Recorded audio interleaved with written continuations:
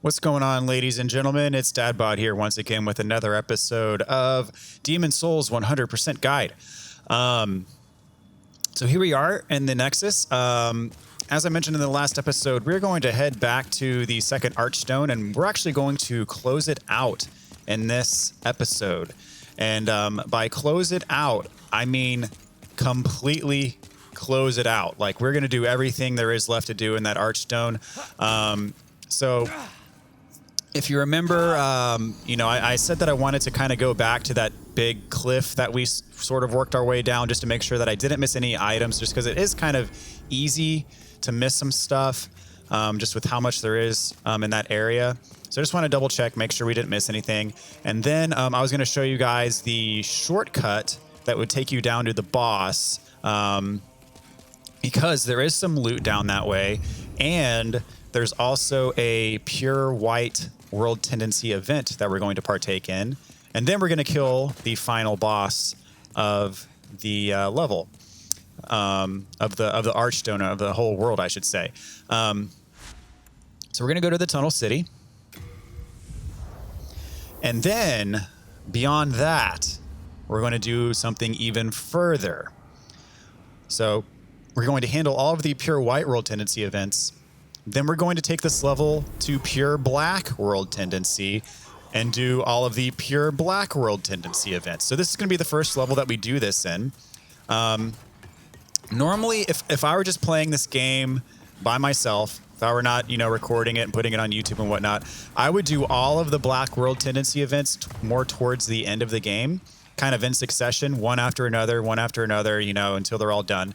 That, however, would basically result in there being, one episode or maybe even two episodes just completely dedicated to doing the pure black world tendency events, which basically involve fighting the NPC Black Phantom of the world, which there's one NPC Black Phantom in each of the 5 worlds, and then killing the Primeval Demon in each world, which the Primeval Demons are only available in pure black world tendency. So there'd be like an entire episode or two dedicated to me just doing that in each world, and that would get kind of boring, for one. And for two, there's also a weapon that I want to get a little bit later in the game that scales off of character tendency. And you'll see, okay, so there are a couple items down there that I have not gotten.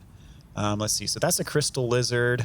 So there's two items. Okay, so we're going to go get those real quick. So I'm glad that we did come back and check, because, I had a feeling that, there was a decent likelihood that I would have missed something. So let's go on and drop down here very carefully. Oh, gosh. Okay. That happens. It's all good. I don't think I've ever done that before. I think normally, I don't think I've ever slipped between those cracks before. That is bizarre. Fortunately, it's not too far of a jog to get back there, and it'll give me kind of more time to go over what we're talking about. So there is a weapon that scales off of character tendency. So, and it is a weapon that I'm going to be getting a bit later in the playthrough. And so I want to go ahead. My second motivation for going on ahead and knocking out some of these NPC Black Phantoms and the pure black tendency is because killing those Black Phantoms moves your character tendency towards pure white. And there's 5 of them. There's one in each level. And good thing my bloodstain is right here. Very easy to get. So there's 5 of them. There's one in each level, and or one in each world, I should say. And so in order to get pure white character tendency, you have to kill all 5 of them. Killing 4 of them will not be enough to get your character tendency to pure white. So kill all 5 of them, it gets your character tendency pure white. And so having pure white character tendency makes this particular weapon as strong as it possibly can be. But however, along the way, if you killed 1 of them or 2 of them or 3 of them or 4 of them, that weapon is going to scale along the way. So we got both of those items. So we're going to go back through this tunnel over here. And that should get us back to where we need to be. Here we go. And so this weapon is probably going to be the most powerful weapon that we can get in the game. However, it's going to require facing a couple of difficult fights a little bit earlier in the game than I normally would. So if you guys are up for the challenge, feel free to follow along with these. I'm going to explain my strats in great detail on how I go about fighting these NPC Black Phantoms, and you'll see what I mean when we get there. Many of them are harder than most of the game's bosses, if I'm just going to be straight honest with you. But the thing is there is a ring in the game that that can only be obtained if you have pure white character tendencies. So that's another reason why we're going for this pure white character tendencies, because there is a ring that can only be gotten if you have pure white character tendency. And so, and since there is a trophy attached to that ring, and since this is a 100% walkthrough, I'm going to cover all of that in this walkthrough, regardless of how hard it is to actually do. But I think the strats that I lay out will be helpful for each of these phantoms. And again, some of them we will be fighting with this weapon that we get, so they'll be easier than the ones that we have to fight with our falchion, because this weapon that we're going to get is going to turn out to be much more powerful than our falchion. So anyway, that's my spiel. And so that's kind of what's in store for this episode. And there is a decent likelihood. Oops, let's see here. There is a decent likelihood that this NPC Phantom, it might be just slightly too early in the game to fight him, but I think we should be good. As long as you know how to fight him, it gives you the edge. So, all right, so here's what we're going to do. You can see there's a bunch of items over here and whatnot, and there's items on the way down. So the way that you get over to this one is you can actually drop down on this little cliff here, and you're going to want to hold up, like don't let go, because you can it's sort of slippery. You can sort of slip down these things. So you want to make sure that you land right on that platform, which is easier said than done. So just run straight up, then drop down. There you go. So we got some Sharpstone Shard and Clear Stone Chunk.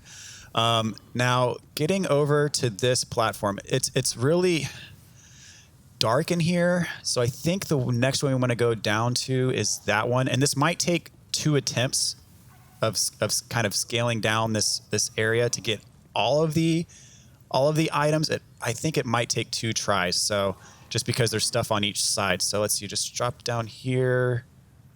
Is that a death? Yeah, that's a death. Yeah, I figured it was. It's much harder to scale down on that side that we just were, and I think that's the only item that's exclusive to that side. So at this point, we'll actually be able to go down a route that's much easier. But there is that one item over there on that other side, so I had to go get it, even though it's a bit harder to get all the way to the bottom from that side. So I had a feeling we're going to have to do this twice anyway, so... Okay. So roll here. Now this time we're going to go down on this side, and it's much easier to see the platforms to jump down on this side than it is on the other side. So I think the next one is down here. Yep. And you are going to take a little bit of fall damage each time you drop down. It's just kind of how it works, unfortunately, because we are falling just far enough to take fall damage, but not far enough to take a death. So there's an item behind us right here. So we get the Plague Resistance Ring. So this is a new ring for us. I do not believe we have one of these already. And as it says, it increases your resistance to plague. Nothing fancy. So much like the poison resistance increases resistance to poison, this increases resistance to plague. So this is the hardest one to get, because you have to balance on this tiny little beam here. So you want to drop down on it, be very careful not to go too far to either side. And then you can pick up this item here, which is a Storied Warrior Soul. And then where we're headed is that kind of cliff right there. And if you drop down to this board below us, I think you'll be too low to get back up. So you have to like balance on this beam to get over there from here. And so just go very slowly and cautiously, then you can drop down. So, all right, we made it. So this is Scurver, and he shows up only in pure white world tendency. So I'm going to take care of these crystal lizards because I can. Hopefully they don't run away from me. There we go. There's one of them. We'll get this other one right here.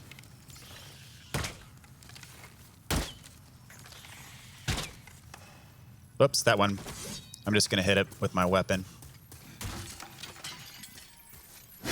There we go. So lots of goodies. And some more goodies. I'm actually going to throw these in storage because they're going to be weighing me down here.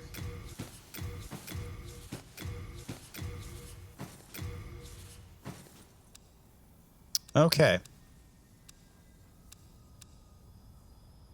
Awesome. So let's talk to Scurver. Oh, there you guys. You nearly frightened me to death, creeping up on me like that. My name is Scurver. I seek treasures of the unknown. I'm impressed you've come this far. Were you guided by a sixth sense? Or just plain lucky? Either way, you're quite something. Shall we put your luck or skill to the test? Have you heard of the temple below? It is a work of art molded by the ancient burrowers to appease the bones of dragons. As a precaution, a broad sword which can crush the bones of drakes is stored in the temple. Truth told, it's the laughingstock of many a swordsmith. They say it's as blunt as a bludgeon. A dull blade meant to slay a dragon. Curious, is it not? I would search for it myself, but I'm afraid I'd fare poorly against the demons. If you happen to come upon the sword, please let me have a look at it. This place is incredible, eh? The bones of dragons exuding awe. A dream come true. Okay, so he has a job for us to do. He wants to see this sword that is supposedly down here somewhere. So we will happily oblige, and we will get that for him. But it is in actually the sword that he's talking about is actually in the boss room of the next boss. So we will definitely be picking that up. And that particular sword can only be had in pure white world tendency. So we are in pure white world tendency, so we are good to go for that. All right, so this one's a little bit tricky. You have to roll off the edge here. Then you'll get to this platform, and then you can drop down here. Ooh, that's going to be a death. Yep. That last thing is a bit dodgy. However, all is not lost. All we got to do is just warp to this Archstone because that's where you were headed anyway. So, not a big deal. But if you position yourself correctly, you can land on that ledge and then drop down, and then you can just run over here. So, what I'm going to do is I'm going to cast Second Chance, and this is the quote unquote archdemon of the second Archstone, which is just the game's term for essentially the last bosses of these Archstones. And much like the boss we fought in 4-3, the Storm King, there is a gimmick to this fight. And so you'll see what I mean when we get there. So yeah, this is the Dragon God. So remember the guy that killed us after we beat the Vanguard at the very beginning in the tutorial? Well, now it's payback time. Hey there. So Crystal Lizard right here.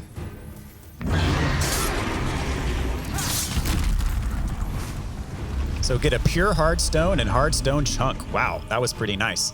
I'm going to send these to my storage here. And so this sword can only be had in pure white world tendency. If you don't have pure white world tendency, there's going to be some debris that blocks it, and you'll not be able to pick it up.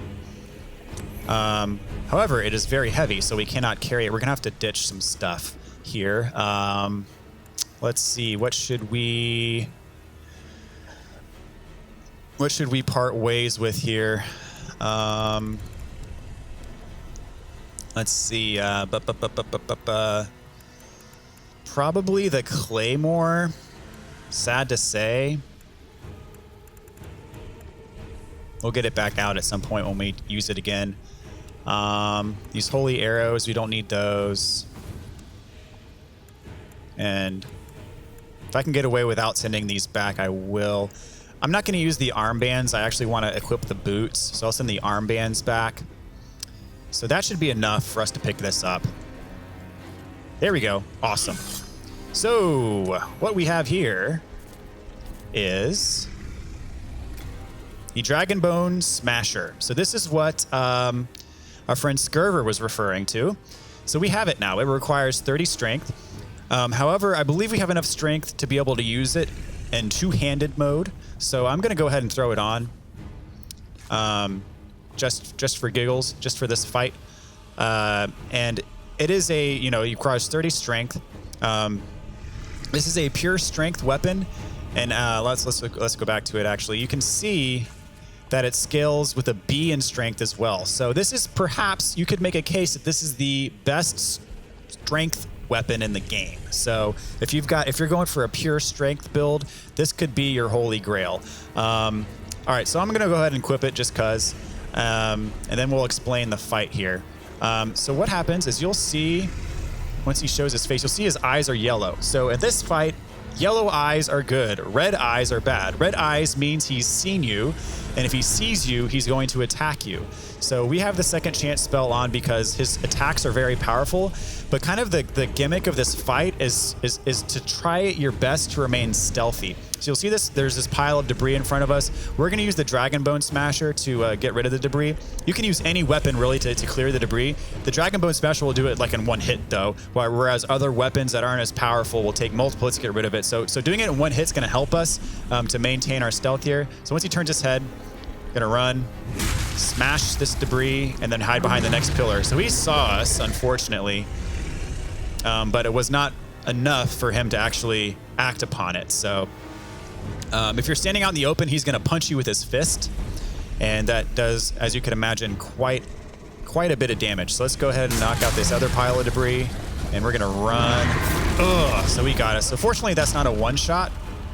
Oh, it is a one-shot. Yep, it is a one-shot. He took out our second chance, and he just that was weird.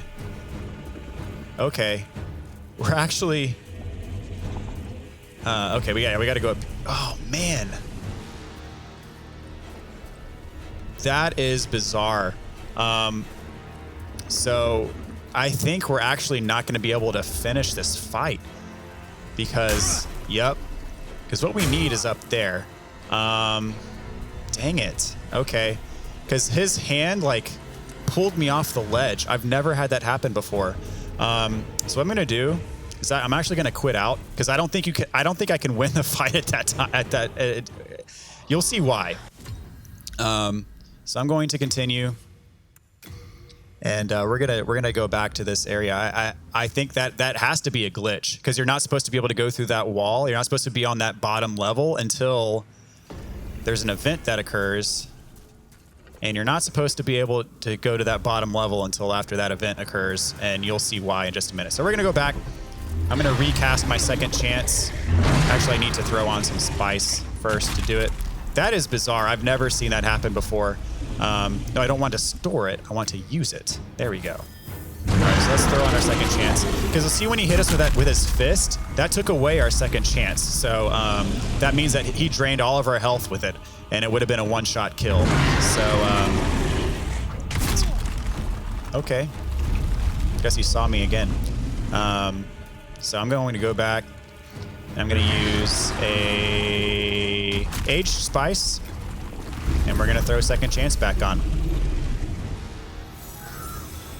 And I'm also going to top off my health with some Crescent Moongrass. So that goes to show, the stealth is good.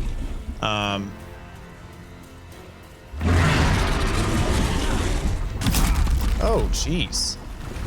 I don't know. Normally, I don't have to go back into the boss room after he's already seen me, so I don't know. I know he took my second chance off, but I'm not going to cast it again because I'd have to use some more spice. Okay, so wait till he turns his head. Oh, that debris is already gone. Good. Okay.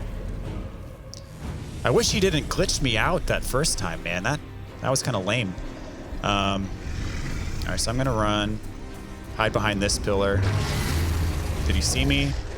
All right, good. He let me go. All right. Wait till he turns his head.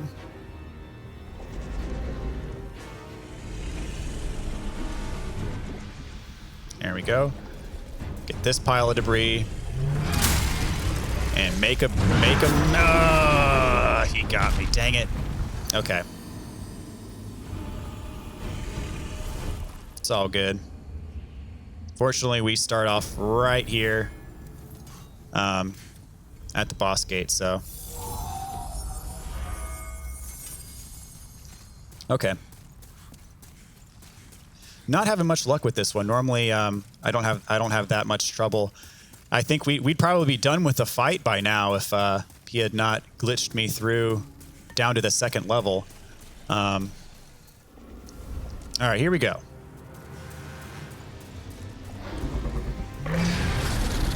Come on. Do your thing. Does the debris come back? Yes, it does come back. That's too bad.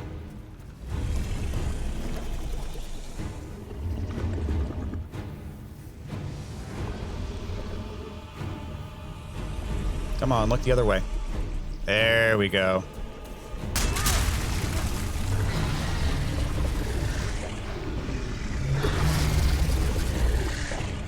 All right.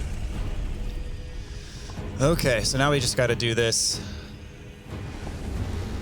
a bit cleaner than last time. Wait till he turns and go. All right, I'm just gonna run. Up, he got me, but fortunately, I had my second chance on, so. Okay, so what I'm gonna do is I'm going to throw on some spice and recast my second chance just in case.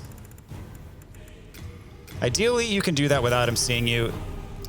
It is possible, but it's part of why second chance is so good. So we got some new moon grass off that body, and so here's what we want to do. So you'll see that this path is blocked off by debris, and then that was the debris that we were on the other side of before.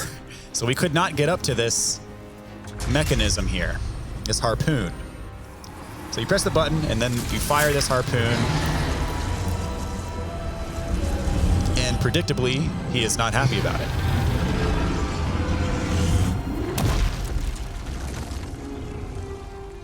So, in his fit of anger, he smashes that debris, and we can now get down there. That's what's supposed to happen. He's not supposed to glitch me down here. And we already picked this up. It was a Stone of Ephemeral Eye. So now we're down here, and we're supposed to be down here. And we're not blocked. So, much the same routine down here. You see the debris over there. We want to wait for him to look away before we proceed forward. We want to hide behind this these obstacles as much as we can. So let's smash this thing, stay out of his sight. You'll see there's another pile of debris down there, so it's going to be kind of the same routine. And so instead of punching with his fists, if he sees you this time, he's going to blow fire. So keep that in mind. His fire attack is pretty powerful, as you could imagine. So I'm gonna top off my health while I'm thinking of it, and then wait for him to turn his head. And get this pile of rubble. I think he's gonna fire attack. Is he? Nope. You got lucky. Okay, good. So there's the next pile of debris. And we're gonna run for it, and we're probably screwed. Is he gonna? Yep, there's his fire attack. Fortunately, we had second chance equipped, so we can heal up. And I'm going to go back to equipping second chance again, because we are not out of the woods yet.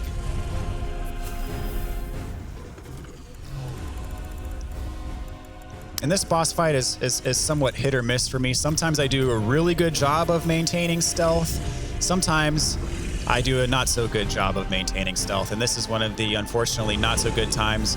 But at least I'm showing you that you can survive a sloppy fight. All right, so that's when we want to move, is when he turns his head and looks that way, and we're going to want to make a mad dash. So once you get to those stairs, you are not safe yet. There's another pile of debris on the stairs that you have to bash through. I think he saw me, so you got to get through this and then run up these stairs. Perfect. So here we have a crystal lizard. Actually, I don't think I recast my second chance, but luckily I didn't need to. All right, so let's fire this harpoon at him.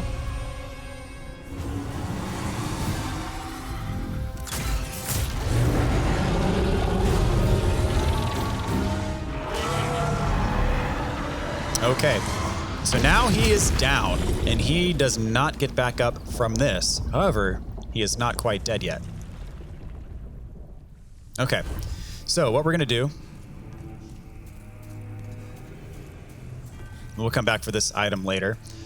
So we got to go all the way down to where he's at.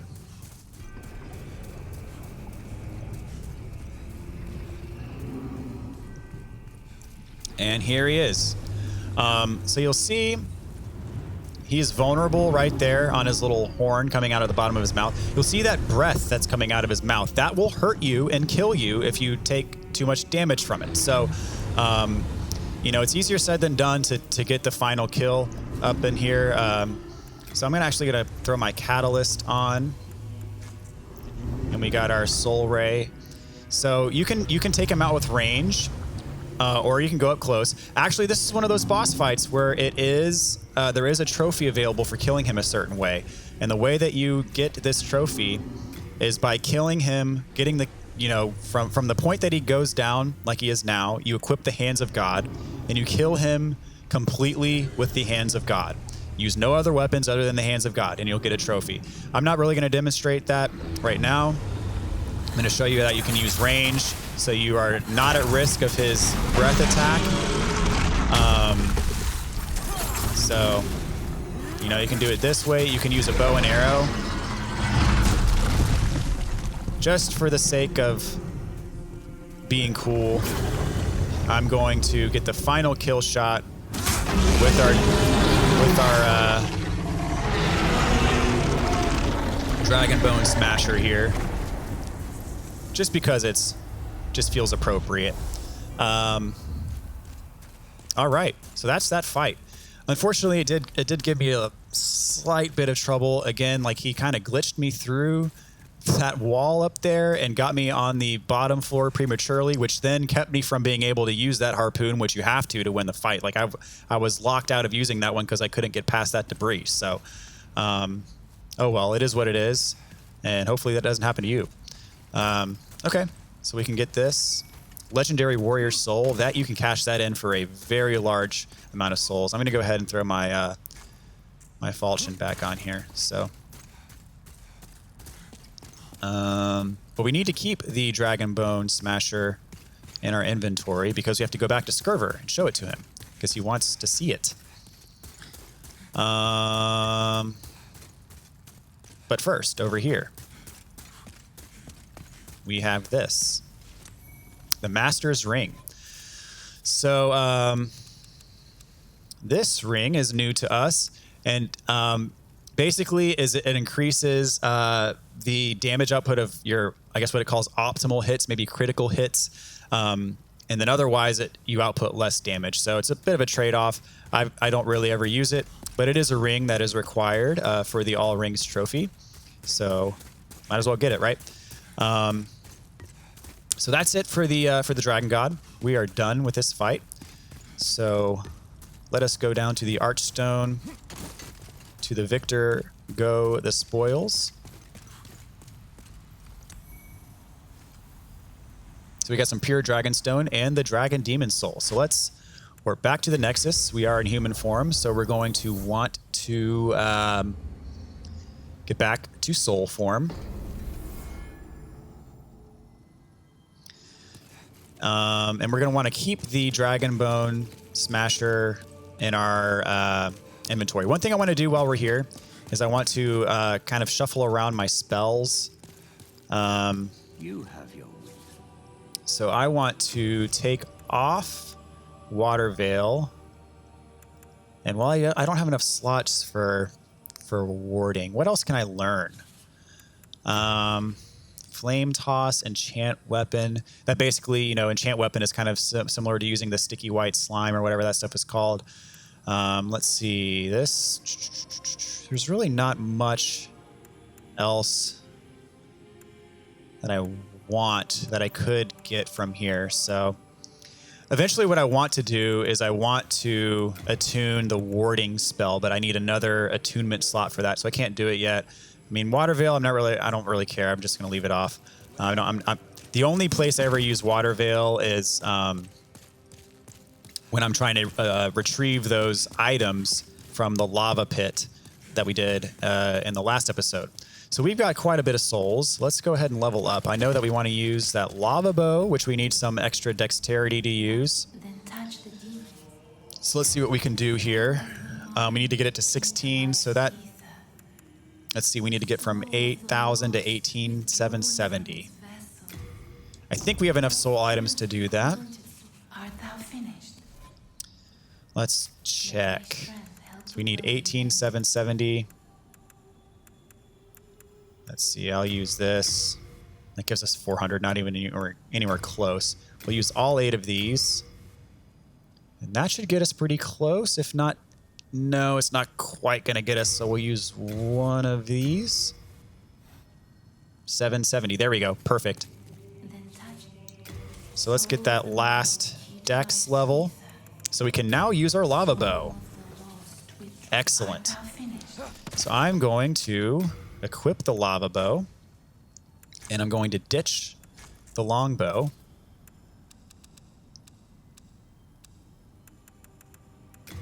And I'm also going to ditch the Hands of God. And we need to hang on to the Dragon Bone Smasher for the time being because we need to go back and show it to Skirver. As far as arrows are concerned, I'm a little light on arrows, so I'm going to go and do a quick Grim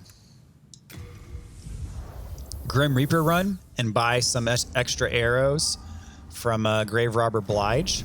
And this will be actually a nice little opportunity to showcase the lava bow. You'll notice that I do a lot more damage. And you also notice that because this has the fire damage component attached to it, that it when you hit an enemy with it, most enemies will stun. So you'll see him, he kind of stuns. And you can use it to stun lock enemies in certain situations. So you'll see I killed him with 3 shots there. Normally, I believe it took like 5 or 6 shots to kill him. So that's due to the extra damage from our lava bow, which is quite nifty. So let's go ahead and let's see. I can get 143 arrows, and then I'm maxed out on my item burden. So I'll take 120. I think the main thing that's weighing us down right now is actually that Dragon Bone Smasher. But once we're done with this quest, so to speak, we are going to drop it out of our inventory, and that'll free up some burden. So before we head back to Stonefang Tunnel, we need to commit suicide in the Nexus.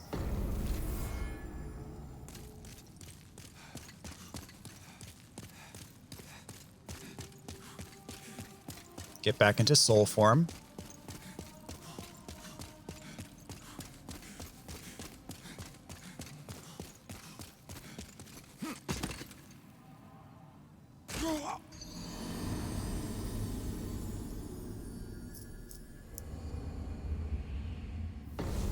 And then go back up and get our souls.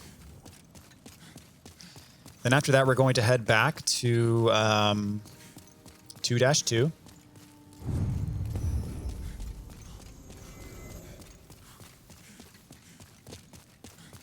And we're going to show Grave Robber Blige our new toy.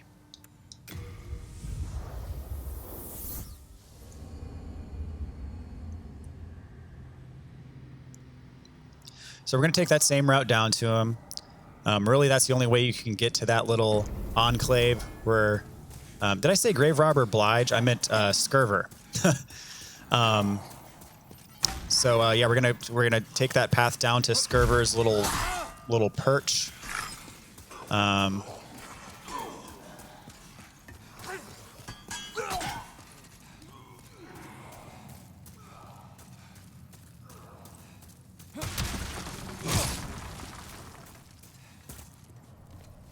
So same way down as before.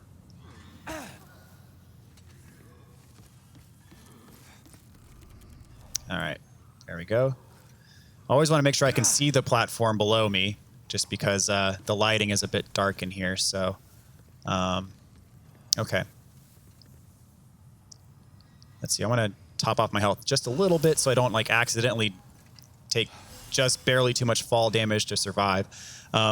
So I think the first time we went to his perch, we took that little beam over there, but it's actually much easier to go this way, as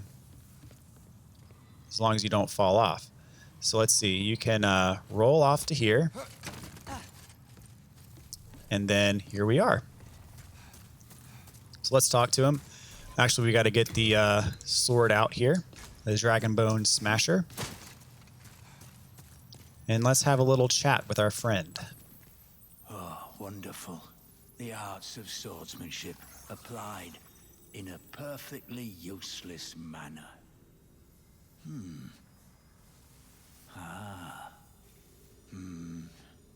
Look at that. Oh, don't mind me, thank you. It was a pleasure. Please take this as a small show of thanks. Take care of this one, will you? She's a stunner. Okay, so for showing him the Dragonbone Smasher, he gives us a pure Greystone. So that is going to be very helpful for you if you are going for more of a strength-based build, and if you have a crushing weapon that upgrades via the Greystone. You now have your pure Greystone, so you can max out that weapon of yours. So it's an easy way to get one for free, just by fulfilling this little quest. So I'm going to go ahead and send this to storage, and that's going to free up a significant amount of our item burden. So perfect.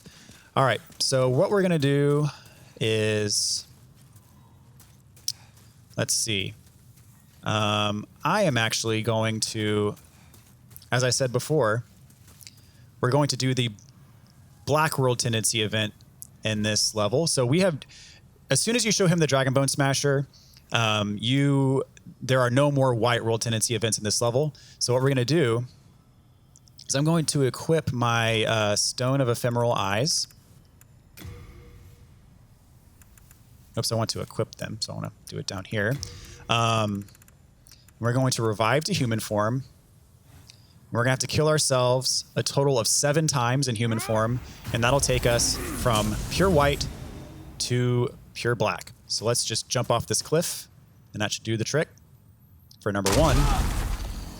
So 6 to go. Fortunately, in the PS5 version of the game, the load times are about, oh gosh, they're probably 1/10 as long as the load times in the PS3 version. So this isn't going to take that long at all. So there's number 1.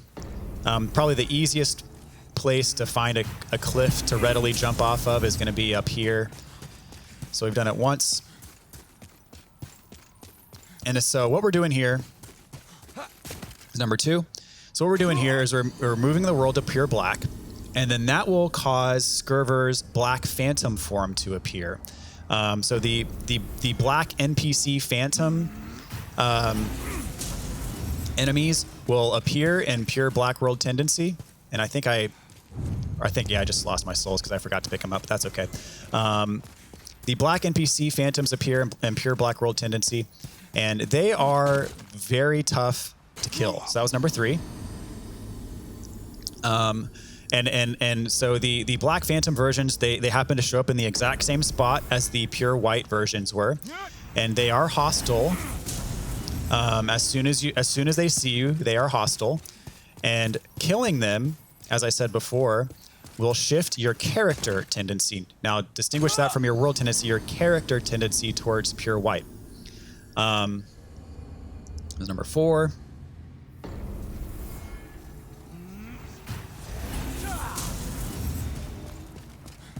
This will be number 5.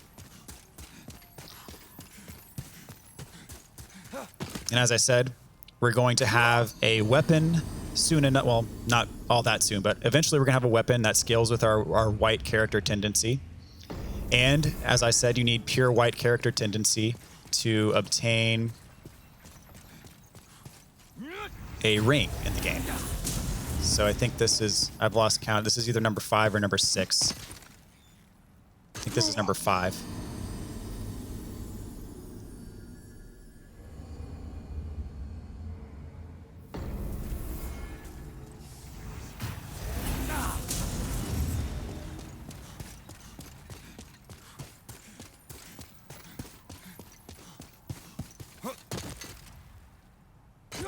All right. So, world tendency. You'll notice we have done this, a number of times now. World tendency does not shift does not take effect until you warp at an Archstone, and even just kind of resetting this counts as warping. So you saw our world tendency just a second ago. So let's check it again right now. And so I don't believe this is quite pure black. I think we got one more to go.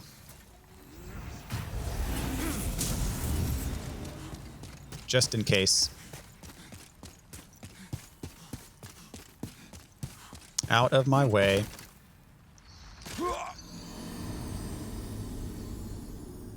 Okay, so now we are definitely going to be in pure black. So what we're going to do is I'm going to unequip my Stone of Ephemeral Eyes. And we're going to go back to the Tunnel City, which is going to, which is going to incorporate that last death into our world tendency. And now we are in pure black world tendency. So we can face this Black Phantom form of Scurver, who is very difficult, mind you. I'm going to try to give you the ideal strat for fighting him. It is not foolproof, but it is still a very challenging fight, and I will say, regardless of where you're at in the game, the Black Phantoms tend to be harder than most of, if not all of the bosses. And as I said, this is a little bit earlier in the game than I generally will fight the Black Phantoms. But as I said, in this playthrough, the weapon that I want to get scales off of the white character tendency. So there's a few of them that I want to knock out at least before I get that weapon. I'm not going to knock out all 5 before getting the weapon, but there's probably at least 2 or 3 that I want to knock out before getting the weapon, just so I can take advantage of that scaling. And it will be more powerful than any other weapon we have at this point, even our falchion. So let's see. Let us drop down right here. And then right here. Gonna roll off the edge.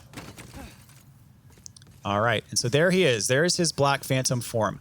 I'm going to take off, let's see, I'm gonna have Half Moon Grass on 1, have Late Moon Grass on 1. We have Second Chance active. I'm going to go ahead and top off my MP. So in case he does take away our Second Chance, I will be able to activate it again if need be.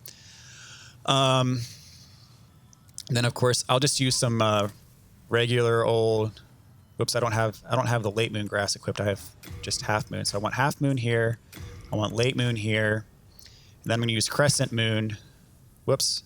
I'm going to use Crescent Moon to top off my health before the fight. All the way up. So when he sees you, we have the Thief Ring equipped, and this Thief Ring is going to be helpful in case we need to run away and heal. He'll forget about us. The first thing he does when he sees you is he's going to try to cast a health regenerating spell on himself, and his health will regenerate so fast that it's almost impossible to kill him. So the first thing you want to do is he's going to try to cast that on himself. You're going to want to interrupt that. You're going to want to interrupt that spell by just hitting him, and then at that point the fight's on. he has a lot of magic, a lot of ranged magic fire attacks. The thing is about the trick to this fight is that he has a limited amount of MP. So once he, uses enough of his fire spells, he will run out of MP. And then at that point, that's when I like to truly engage the fight, because some of his spells are so powerful, especially when you're up close, he can basically one-shot you, that it is wisest to let him drain his MP and then engage him in close range. So another thing is you'll see we're right next to a cliff. If he dies due to fall damage, you will not get the boost in character tendency. So in other words, let me plainly say, you do not want to push him off the edge. You do not want him to fall off the edge. You need to kill him by attacking him. Otherwise, you do not get the boost of character tendency. So just keep that in mind. So if he falls off the edge, which just don't let it happen, but if he does, your options at that point are to play online, and you have to, if you beat a invading phantom in PvP, that can boost your character tendency. Your other option is to wait until New Game Plus, with which you can then trigger these NPC phantoms once again, and you'll be able to get your character tendency up by fighting one in New Game Plus. I don't recommend doing that. Just kill all 5 of them here. Don't let them fall off the ledge, and you should be good to go. So that's enough of my rambling. So as I said, first things first, we're going to charge in, interrupt his heal attack, and then we're just basically going to keep our distance and let him drain his MP. Once we can tell his MP is drained, we're going to go in and engage him. So, okay, let's do this. This is going to be very tough, but we can do it.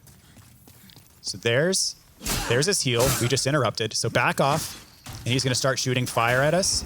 And it's best just to kind of keep your distance, strafe back and forth, and eventually he will run out of MP.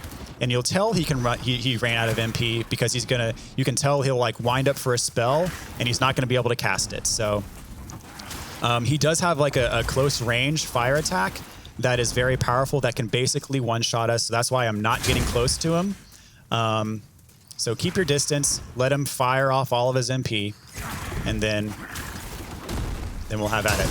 So those short, fast fireballs don't really do a heck of a lot of damage. I just have my shield up at all times. Those bigger fireballs do quite a bit of damage, but they are very easy to roll away from. So, you can tell he's winding up for that larger fireball, and that's your cue to kind of roll out of the way. So, you see that, you roll, just let him shoot all of his fireballs, and maybe in a minute or two, he'll be out of MP. And at that point, he's really not that hard to kill. You just kind of do traditional up close range melee style fighting. Use your shield to block, try to get behind him for backstabs, that kind of stuff. So it gets significantly easier once he runs out of magic. So, and he will run out of magic. I know it seems like he's just going to keep doing this till the end of time, but it's not true. And to my knowledge, he never tries to recast his... There he is. He's out. So to my knowledge, he never tries to recast his healing spell. So as long as you interrupt it at the very beginning of the fight, you're good. He's not going to try to use it again. So I'm going to top off my health just because I did take some damage from his fireballs. And we're just going to approach this as a normal fight. And our falchion, we have enough stamina to where you can chain attacks. And, once we start chaining those attacks, it more or less stun locks them. And so you can just get a bunch of hits in, and then back up. And then he's not going to be able to use his magic, which is kind of his crutch. So you can tell we inflicted bleed on him, so he's taking all that bleed damage. So, the fight, as long as you know how to approach it, really is kind of that simple. So as long as you don't get hit by his magic attacks directly, you should be fine. And then from this point, it's just a matter of whittling down his health. And you can tell that he does have a pretty large health pool. And that's true for all of these NPC Black Phantoms. They all have a ridiculous amount of health. So you can see why they're pretty difficult to fight. But as a result of fighting them and killing them, we are going to get that boost to our character tendency.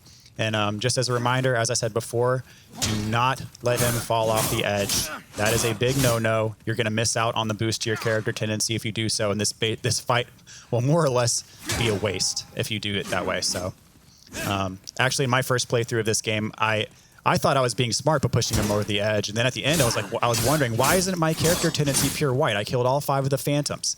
And then it turned out, I pushed him over the edge. So I kind of screwed myself. But don't you dare go over there. Come back here.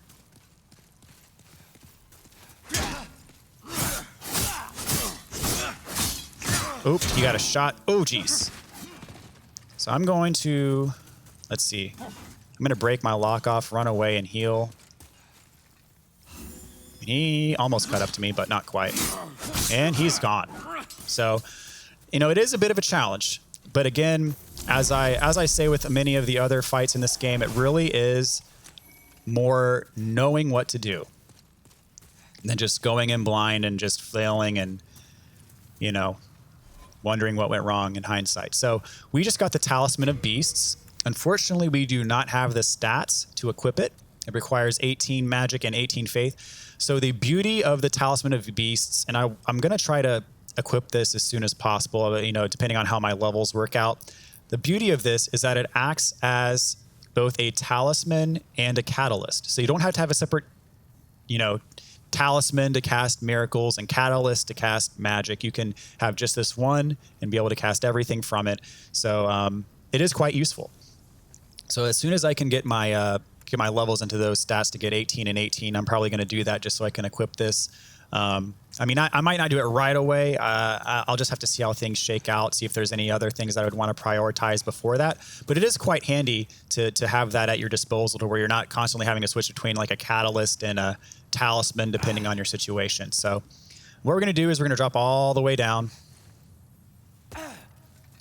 And last time, if you recall, when we got to this point, I fell to my death. It is a little bit, you have to roll at the exact right spot so you don't so it doesn't push you off the edge. So you roll right here. See, I just did it again. Dang it. Oh, no, I was safe that time. Sweet. So it is kind of a close call, but you can make it work. But anyway, so now you can see how you can go all the way from the top of those rafters all the way down here. And then effectively this functions as a shortcut to the Flame Lurker boss. Oops, where am I going? I wasn't paying attention. There we go. So actually, no. Hold on. I'm glad I caught myself. So in pure Black World Tendency, there are two things that you can do in each of the 5 worlds. One of them is you can kill the... Whoops, that's the wrong way, too. The one of them is you can kill the NPC Black Phantom, which we just did. We killed Scurver in his NPC Black Phantom form. And there is what is called a Primeval Demon. So a Primeval Demon sounds a lot more menacing than it is. Really, what it is, I'm going to go ahead and throw my Crescent Moon Grass back on, too. And we are running a little bit low on grass, but that's okay. So what the Primeval Demon is it's kind of, it's like a big blob. It only shows up in pure Black World Tendency. And what it does is it drops an item that we're after called a colorless demon soul. And for each playthrough of this game, you can only get so many colorless demon souls. There's only so many of them that are available to you. One thing I want to point out is if you're going for the All Spells trophy, there is a spell that requires 3 colorless demon souls to acquire. Another thing about colorless demon souls is that there are some weapons in the game, namely some of the more powerful ones, that only can be upgraded if you have colorless demon souls. So one of those weapons that you can only upgrade with a colorless demon soul happens to be the Dragon Bone Smasher, which we just got in the last level. And this takes us back into that intertwining network of tunnels that we were in the last episode. So those colorless demon souls can, for example, they'll upgrade the Dragon Bone Smasher, they'll upgrade the Adjudicator Shield, they'll upgrade I think the Baby's Nail, that short little dagger that you have that causes curse or whatever. So there are certain weapons in this game that can only be upgraded by those colorless demon souls. If you're going for the All Spells trophy, I recommend saving at least 3 of them for the... Let's see, I'm turned around. So that is the lava pit. So we want to go this way. Okay.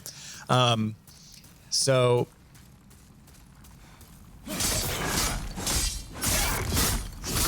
if you're going for that All Spells trophy, you're going to want to save at least 3 of them. And then if you have more than 3, you can use them to upgrade, weapons or whatever the heck you want to do with them. So there are 5 Primeval Demons. There's 1 in each world. So we're about to get the one in World 2. And again, as I said, they only appear in pure Black World Tendency. And it just so happens... You need to run away. Is he going to blow up? Yep. Or did I get the last... Yes, I did get the last shot on him. Okay, good. So the thing about it is they only show up in pure black world tendency, and they tend to be clear across the other side of the level as the Black Phantom is.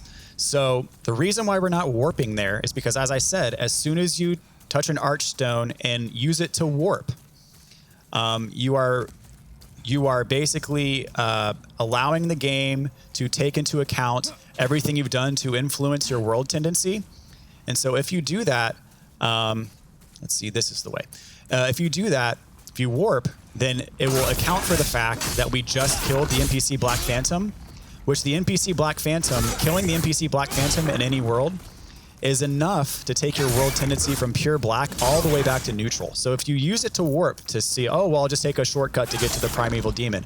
Well, then your world tendency is going to be back in neutral, and the Primeval Demon is not going to be there. So basically what that means is that, oh, geez, I'm like stuck here. Okay, I got to get away.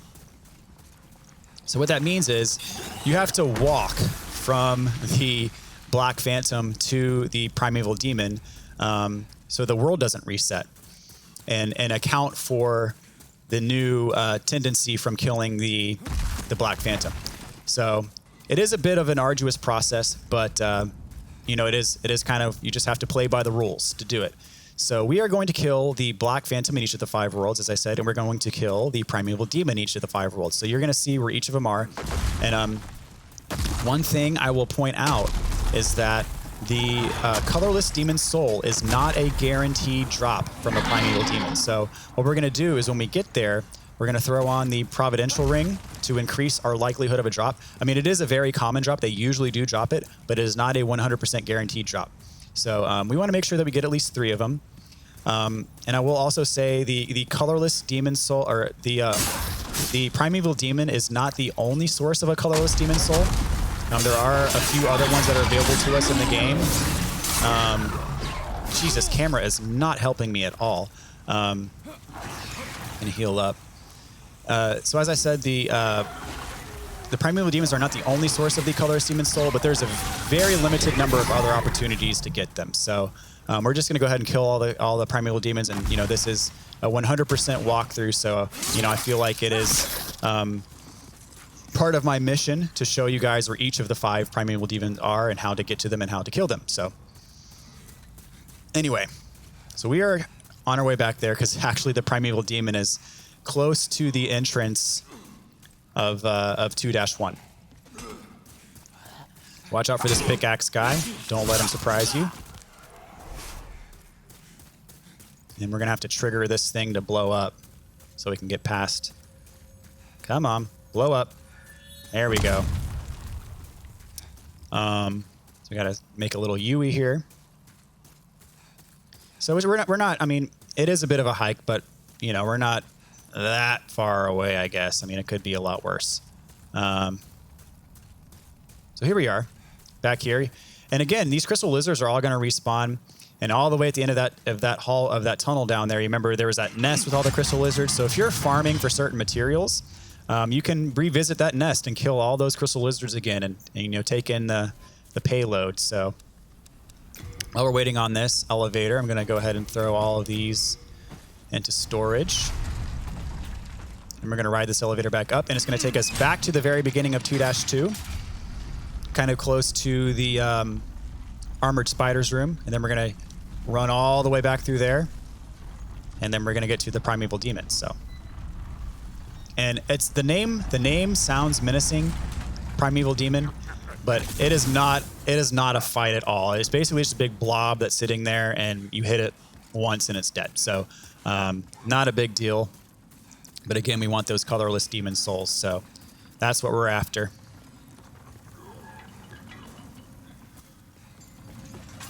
And kind of ooh, geez. That actually took up my second chance. It also killed the pickaxe guy. So I'm going to, oh, hello. Ooh, that was close. That could have very well killed me. We're gonna throw on our second chance. So I get it back. And here we are at the armor spider room. top off my health, I guess, just in case I get attacked, which is not all that unlikely. So we are back in the first level here, 2-1. I'm gonna take this elevator up.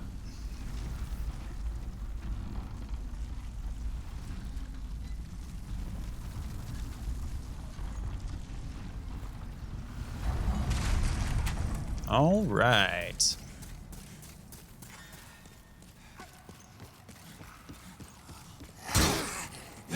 So this is a Black Phantom version of just a regular enemy. And in Pure Black Tendency, they do spawn. Unlike the NPCs, they will respawn if you reset the level in Pure Black Tendency. So you don't get any bonus to your character tendency or anything like that for killing them. They're just basically harder versions of the regular old enemies that appear. So you can see why we go to such great lengths to avoid Pure Black Tendency. Why we go to such great lengths to play this game in soul form. Because, you know, if you get to Pure Black Tendency and you don't know what you're doing, I mean, you are just you're in for a world of hurt. So that is why we go to such great pains to play this game in soul form, because of course dying in human form, each time you do it, it's going to take you closer and closer to that Black Tendency, and you don't want that, because the game will be significant. What is already a very difficult game will then become significantly harder. So anyway, we're almost there. We just got to get through here. And you'll see there's another Black Phantom, just regular enemy. We don't have to kill him, though. I'm just kind of running past everybody. And here we are. So we are going to take the lift back to the beginning of the level.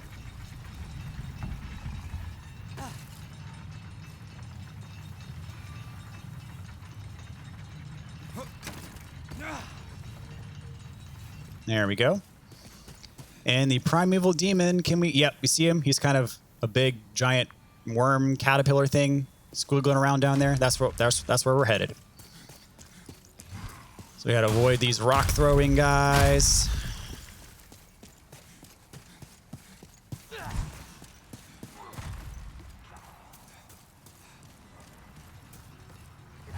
Then we're just gonna take this elevator all the way down to the Primeval Demon.